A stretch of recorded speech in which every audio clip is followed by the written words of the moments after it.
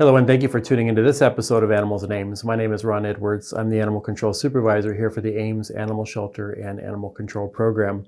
Our guest host today is Abby Wyman. She is our adoption coordinator, volunteer coordinator, computer coordinator, does a whole lot of coordinating, a lot of stuff here at the shelter for us. So very happy to have her here on our team with us and to show you some of our furry friends that are looking for adoption today. So we got some cats and dogs. So let's hear what Abby has to say about the animals available for adoption at the Ames Animal Shelter.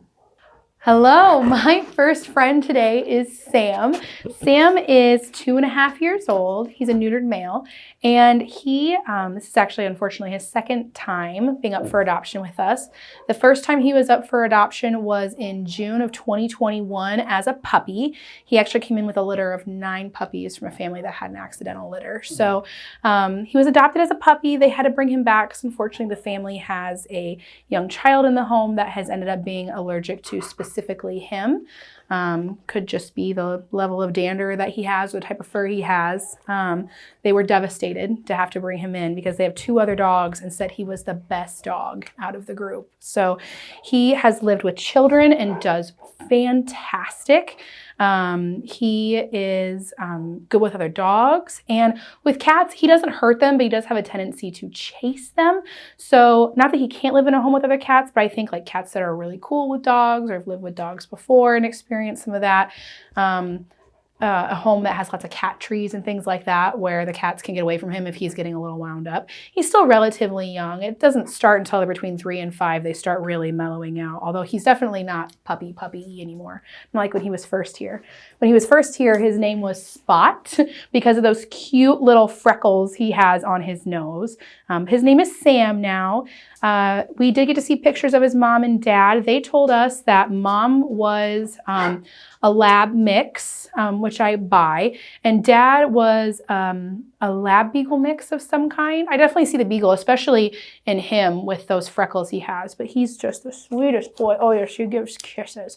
He does hopefully have a family coming to meet him today, but I didn't want to put him on the show because in case something falls through with them and they decide not to take him home, I wanted to make sure that we had lots of people seeing him and getting the word out on him. Our website is really helpful to know who's available for adoption. It actually updates every 30 minutes. Our database sends out the information to our website every 30 minutes so you can see real time who's available for adoption. So later in the evening on Wednesday, January 31st, if you still see him on the website, that means something happened and they passed in his adoption, and then you should definitely submit an application. This dog is so sweet. The first day he was here was just throwing himself into the arms of volunteers, and he's generally very well mannered. He probably could use a little bit of obedience lessons just to kind of like fine tune those behaviors, but overall he has a fantastic demeanor and is a really, really good boy. So if you still see him on our website later in the evening on Wednesday, definitely submit an application for him. And that website is amesanimalshelter.org.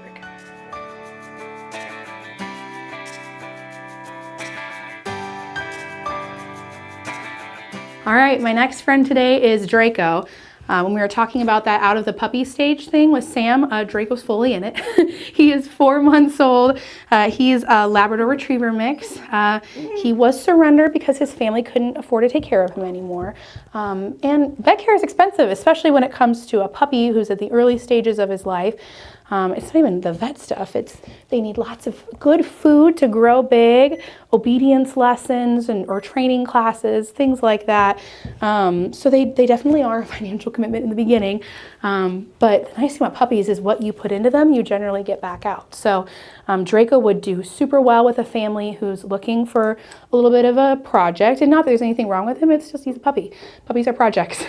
So, someone who is looking to have a baby to take care of, those obedience classes, lots of socializing, things that are going to set him up for success. He's a very happy puppy. I don't know if you can hear his tail wagging or see it on camera. He's just a happy, happy dude. So he's been here for, I think, a little over a week now. And I think a lot of that does have to do with just puppies. People love them, but they're work. So if you're looking for a baby to take care of, obviously you can see he needs to work on his mouthing, which is super common with puppies. Especially, we don't know how long they'd had him away from the litter mates. A lot of that gets worked on between litter mates. And so if he was taken away from his litter mates before they really had a chance to ingrain in each other, like we don't bite hard when we play, sometimes they need a little work with that, but that's super easy to work out of them. So he is such a good boy. He's so sweet. He's so happy, just typical of labs. They tend to be happy ding dongs, which is why we love them. But yeah, he's a really great boy. Just gonna need those basic puppy classes and everything. We did get him neutered, so he's fully vetted. Just a reminder for our dogs, they receive rabies, bordetella, and distemper vaccines. They are microchipped and dewormed. We screen their poop for any parasites. Microchipped, if I didn't mention that, obviously neutered. So the goal is that they leave here fully vetted, so you just kind of have to take over the routine stuff when they leave. So if you're interested in adopting Draco, you just see him on our website and fill out an application.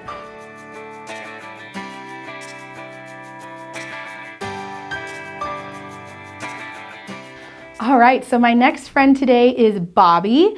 Bobbie is a spayed female, and she's actually our runner-up for being our longest resident cat. Our longest resident cat is hopefully getting adopted today. So I figured rather than showing you her, I'd show you who is in line to be the next. Bobbie came into us as a stray. She's a very sweet cat. Actually, the volunteers really love her. She wants to get down and go play and explore. Bobbie is a very cat. She doesn't like to be told what to do or when to do it or how to do it. She just wants to be left to do her own thing. She does really love attention. She really loves our volunteers and loves to snuggle and be with people. She's a little annoyed with me because I'm not letting her get down from the cat tree because I'm trying to show her to all of you. She does not do well with other cats, which I think is another reason why she's been waiting a little while longer. She's gonna go sit in the corner and be annoyed with me. Like I said, she's very much a cat. So if you like that kind of personality, Bobbie does have a reduced adoption fee because she is the longest resident. So we can discuss that with you when you come in. But really looking for a home for Bobbie. Like I said, she's our runner-up longest resident, hopefully going to be the longest resident if my longest resident gets adopted today. So if you'd like to chat about Bobbie, you can always call us at the shelter, 515-239-5530. We can kind of talk about her with you, or you can just fill out an application and we can talk to you that way too.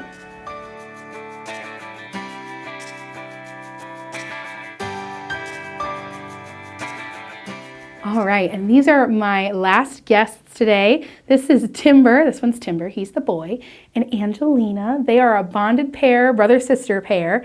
They are another one of our returns. After a couple years of adoption, they were first adopted from us as teenagers. The owner had a living situation change, actually rehomed them to a friend, and the friend was having issues with them getting along with her other cats, and like it was the other cat's fault. And so they ended up back here with us. We actually took them in as owner surrenders and then found the microchips that showed us that they were adopted from us. So they are very, very sweet, very loving. Again, the bonded pairs seem to take a little while longer to get adopted, which is silly because single cats take a while to get adopted who can't live with other cats, but bonded pairs also take a while too. So it seems like there's a lot of people who get a single cat and then later want to add on another friend.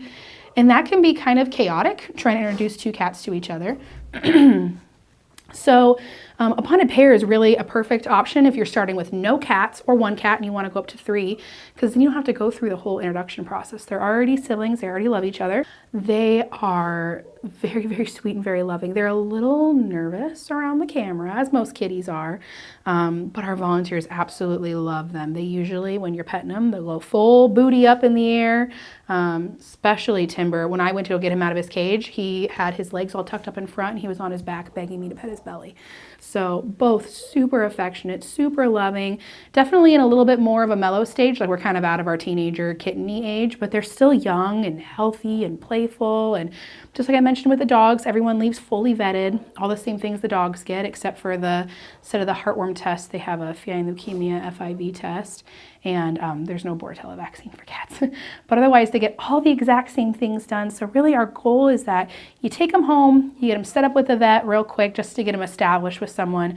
but then, you don't have to worry about paying for all those vet expenses for a whole nother year. So that is all included in the adoption fee. These guys share one adoption fee because they're a pair, and we are super committed to keeping them together. Actually, when you adopt a bonded pair from us, part of our contract is that you agree that they will always stay together, because they are just the absolute best of friends. I absolutely love adopting out siblings and bonded pairs together. The bonds that cats can build with each other is one of the sweetest things to witness. Cats get a bad rap for being independent, like we talked about with Bobbie, but Bobbie's the exception. Cats really love companionship. So if you're looking for the cutest, sweetest little bonded pair, Timber and Angelina are definitely going to be your kiddos.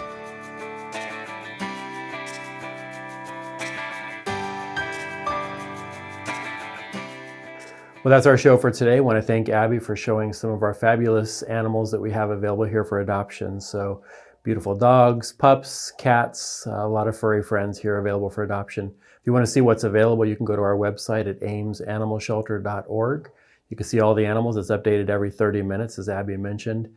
So you can see real time who's available for adoption. Of course, if you have any questions, please give us a call at 515-239-5530. Thank you for watching.